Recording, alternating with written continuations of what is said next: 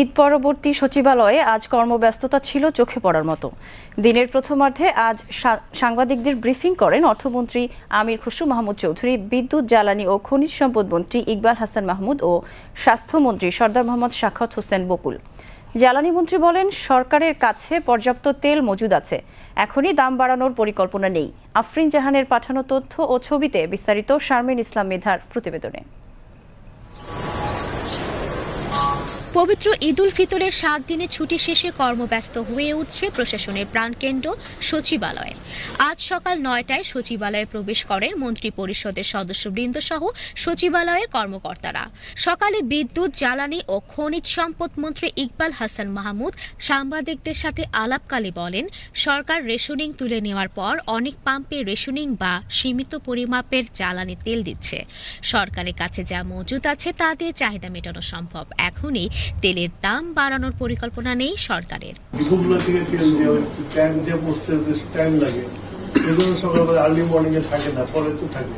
হঠাৎ করে এরকম ডিমান্ড বেড়ে গেছে যে জ্বালানি সারা দিনে যে তেল বিক্রি করতো সেই তেল 3 ঘন্টায় শেষ করে ফেলছে, ন্যাচারালি তেল শেষ হয়ে যাবে। হঠাৎ করে মানুষ হুমড়ি খেয়ে বসেছে পেট্রোল পাম্প। আমরা তো একটা প্রসেসের পেট্রোল পাম্প চলে, আমরা যেভাবে তেল দেশে বাড়িতে দেয় সেই নিয়মের এখন ভেঙে পড়ছে। সেই নিয়মটা যে এত ভিড়, এত ওই তেল পেট্রোল পাম্পে যা দেওয়া হয় প্রতিদিন, সেটা সবসময় যা দেওয়া সেটাই থাকে, কিন্তু গ্রাম তার বেড়ে গেছে। সরকারি তেলে তো লাইন থাকবে, পাবে না, তো স্বাভাবিক অস্বাভাবিক কিছু না। আমি গতকালকে বলেছি যে আপনারা শঙ্কা করেন না, তার তেল পাবে। এইভাবে মানে প্রয়োজনের অতিরিক্ত কোনো তেল নিয়েন না, তাহলে আমরা সরবরাহটা রাখতে পারবো। এদিকে স্বাস্থ্যমন্ত্রী সরদার মোহাম্মদ সাখাওয়াত হোসেন বকুল বলেন, এবারের ঈদে হাসপাতালে রোগীরা ভালো সেবা পেয়েছে, পাশাপাশি মশা নিধনে 2 সিটি কাজ করবে বলেও জানান তিনি। রোগীরা বলেছে আগের চাইতে আমরা সরকার আসার পরে অনেকটা উন্নত হয়েছে, ডাক্তারদের অ্যাটেন্ডেন্স, মেডিসিন সাপ্লাই এবং খাওয়ার মান আমি নিজে চেখে দেখেছি, খাওয়ার মতো ভালো খাবার দিয়েছি। ঈদের জন্য আমাদের কথা মতো আমরা সবাই মিটিং করেছিলাম, উন্নত মানের খাবার দেওয়া হয়েছে। হ্যাঁ, আমাদের মন্ত্রণালয়ের প্রত্যেকে আমরা মাননীয় প্রতিমন্ত্রী আমরা হসপিটালগুলি আমরা ভিজিট করেছি, ভালো পেয়েছে, সার্ভিস আগের চাইতে উন্নত হয়েছে। গতকাল আপনারা দেখেছেন সকালে নরসিংদী হাসপাতালে র্যাবকে দিয়ে প্রায় 16 জনের মতন গ্রেফতার করা হয়েছে, তার মধ্যে 6 জনকে জেল দেওয়া হয়েছে, বাকিগুলিকে আর্থিক জরিমানা করে ছেড়ে দেওয়া হয়েছে আন্ডারটেকিং, যে আর দালালি করবে না। প্রত্যেক হসপিটালে এই কাজটা চলছে।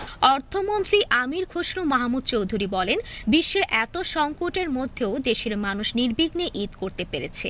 এবার ঈদ উপলক্ষে জ্বালানির সংকট দেখা যায়নি, সড়কে কোনো বিশৃঙ্খলা ছিল না, কোথাও অতিরিক্ত ভাড়া আদায়ের অভিযোগ শোনা যায়নি। তিনি বলেন, সামনে যদি কোনো সংকট দেখা দেয় তাহলে সবাইকে নিয়ে এটি মোকাবেলা করা হবে। এই 1 মাসের মধ্যে রমজান মাস ছিল, এর মধ্যে যুদ্ধ শুরু হয়েছে, আপনারা দেখেছেন। কিন্তু এরকম তেলের জ্বালানি সংকট কিন্তু পরিবহনে কোনো সমস্যা হয় নাই, এবং গার্মেন্টসের শ্রমিকদের বেতন সঠিক সময়ে দেওয়া হয়েছে, কোনো অস্থিরতা ছিল না। এই পর্যন্ত অর্থনৈতিক ব্যবস্থাপনায় আমরা চেষ্টা করে, কিন্তু সরকার তো একা পারবে না, সহানুভূতিশীল হতে হবে, সংযম আমাদের মধ্যে আসতে হবে। যুদ্ধ হচ্ছে অন্য জায়গায়, আমরা এটার ভুক্তভোগী।